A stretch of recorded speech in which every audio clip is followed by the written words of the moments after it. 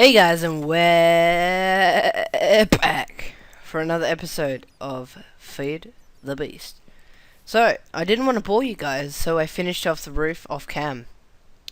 Not too shabby. Yeah, I probably should have done some stuff on camera, but starting to move some of my stuff into my building over there. So I'm starting to automate stuff so I can keep an eye on all that stuff. So I've moved like some of the crafting tables, I'll show you that later. And also, you might have noticed that most of the stuff are going into the ME network. So you can probably tell I've done stuff with the ME network now. Now, the main thing. First, let's just bring some stone, because I know we're going to need it. Let's put the silver back. Stone. So if we go over to our old base, which is here. Now, like, I cleaned it pretty good. We're just going to finish it off here. I pretty much sweeped it of all its stuff. And I've got all the machines. I think this is kind of saving me lag. I may be lagging because I am still uploading TekkiitCast episode 13. But yeah. So it just looks so much more neater. I removed all these recyclers that were here because we don't need them, and it looks so much more neater, and my FPS is going better, I think. So as you can tell, the house looks pretty nice with the roof in the inside. It looks really nice, and I added the raft lamps. So first we'll start off over here where I put all of the crafting tables and stuff. Also moved the enchantment table over here if we want to do some enchanting. How about we enchant something right now? The funny thing is I've got everything here except for a crafting table. What a dope crafting table. So now let's get 2 gold, some gold, and a stick. Because they say that if you enchant on a golden sword you'll get the best enchantment. But the problem is swords are cheap. Well, these break easily. So we're going to go for a level 30 enchantment. Bam. Smite, knockback, and looting. Pretty good. Pretty good. So we can chuck that into our network. And that. So we've got the crafting tables, the furnaces, the uncrafting table, soul shard thing, the craft packet stamper, the rolling machine, the fabricator, 2 carpenters, 1 squeezer, the energy tesseract, and the industrial furnace. Energy tesseracts to power the stuff that needs Buildcraft power, like right here. Not too shabby. Now, if we go all the way over here, we've got automatic extracting, you know, for the sticky resin.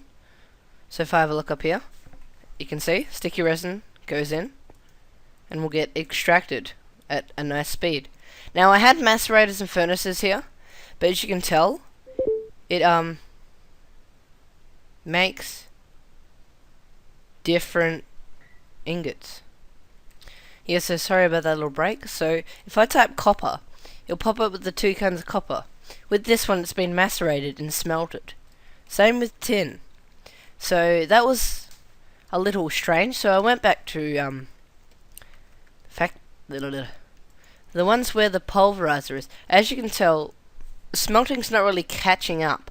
You can tell we've got a backlog, but that's why I made a second one, which seems that they like go faster. So if I type ore, there's a backlog, but I don't really care about that because I don't really care if it takes a while to smelt, and we do have 4 crows going. So this furnace will smelt all of these stuff. So this is just so much more compact and less laggier. So this will do a centrifuge like right here. Boom and boom, instantly put into the system. Extractor, shown you already.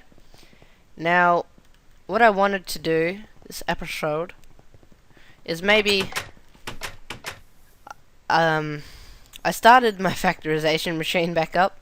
As you can tell, we've kind of got a lot of acid and that built up, which is pretty good. Now we have this crystallized gold that we can chuck into the system and make some gold quite easily.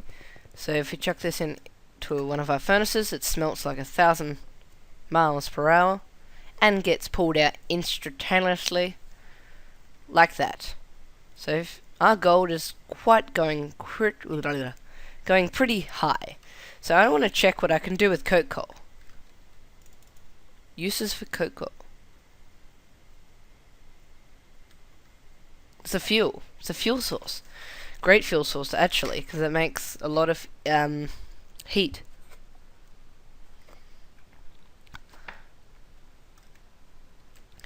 So now I think we should make some multi-tool called a gravity tool. So that will do our electric wrench. All I pretty much need is the wrench. So I might just make an electric wrench, which is crafted, if I can find it. Here it is, electric wrench. We need a wrench, circuit, and a battery. Circuit? Too easy.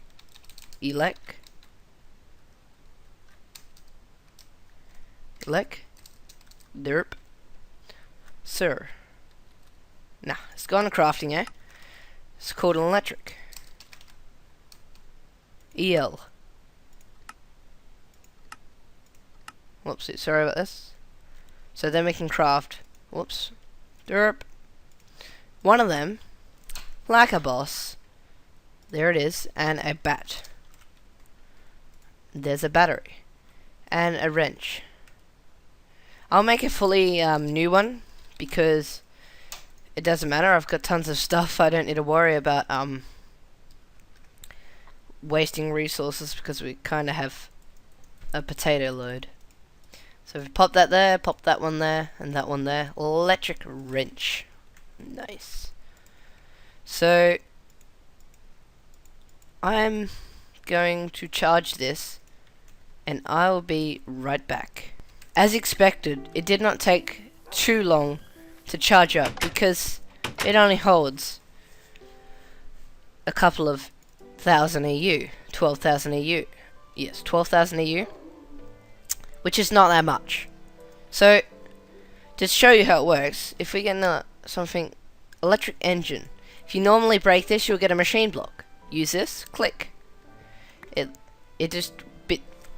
takes away a bit of power, but since I have my gravity chest plate on, that just refilled it instantly. So this is more better than using a normal wrench, because with a normal wrench it breaks after a couple of uses, which is a bad thing, of course. Yeah. Might add more of these to here, because it seems to be a nice backlog happening. Well, let's see how it looks. Nah, it's not too bad actually. Man, we have a lot of uranium. Yeah. Which is pretty bad. So, what is this low on again? Let me guess. Fertilizer. Fertilizer it is. I might, because I think you can, hook up a thing that will auto feed it fertilizer. Or I can just make some system that automatically feeds it fertilizer, which wouldn't be too hard. And I'm about to be killed. Fly away. And that's pretty good, pretty good. Now let's have a nice little sleep. So I really like the look of my that new house, even though I've kind of built a ton of houses. I don't know if you guys like me building lots of houses, or you'd rather just have one. Leave in the comments below, of course, what you think. That would be great. And so now we should probably wrap up the episode very soon. But first we should go see if our wither spawner is still working, which is, it's definitely working, of course. Someone asked, how do you get that working? First, you need a soul cage. Soul cage. Soul cage is just crafted with some iron bars.